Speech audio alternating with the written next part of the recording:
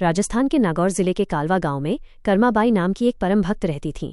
उनके पिता भगवान जगन्नाथ के बहुत बड़े भक्त थे। एक बार कर्मा के पिता किसी काम से बाहर जा रहे थे। उन्होंने कर्मा से कहा, बेटी, रोज ठाकुर जी भगवान को भोग लगाकर ही खुद भोजन करना। कर्माबाई बहुत ही सरल और भोली थीं। उन्हें लगा कि भगवान सच में आकर खाना खाते हैं।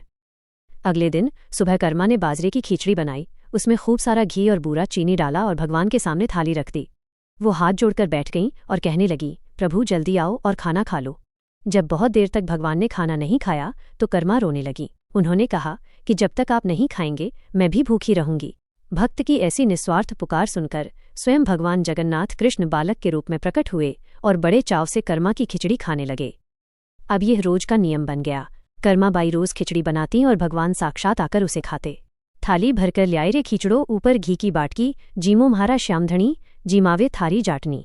थाली भरकर ल्याए रे खिचड़ो। कर्माबाई कहती हैं कि हे प्रभु, मैं आपके लिए प्रेम से भरी बाजरे की खिचड़ी की थाली भरकर लाई हूँ।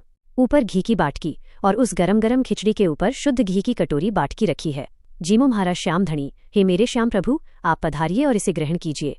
जीमावे थारी जाटनी, आपकी ये भक्त जाटनी आपको अपने हाथों से खिलाना चाहती है। एक बार एक पंडित जी ने कर्मा को टोकते हुए कहा कि भगवान को ऐसे बिना नहाए धोए भोग नहीं लगाया जाता। कर्मा ने अगले दिन नियम धर्म का पालन किया तो उन्हें देर हो गई। भगवान जगन्नाथ मंदिर के कपाट खुलने के समय तक वहीं खिचड़ी खाते रह गए और जब मंदिर पहुंचे तो उनके मुंह पर खिचड़ी लगी थी। तब दुनिया को पता चला कि भगवान को मंदिर के सजे धजाए भोग से ज्यादा कर्माबाई की उस साधारण और प्रेम से भरी खिचड़ी में स्वाद आता है। आज भी जगन्नाथपुरी के मंदिर में सुबह सबसे पहले कर्माबाई की खिचड़ी का भोग लगाया जाता है। भगवान भाव देखते हैं, आडंबर नहीं। भक्त शिरोमणि कर्माबाई की कहानी राजस्थान की भक्ति परंपरा की एक बहुत ही सुंदर और सच्ची घटना है। ये कहानी हमें सिखाती है कि भगवान केवल प्रेम के भूखे होते हैं, 56 भोग के नहीं।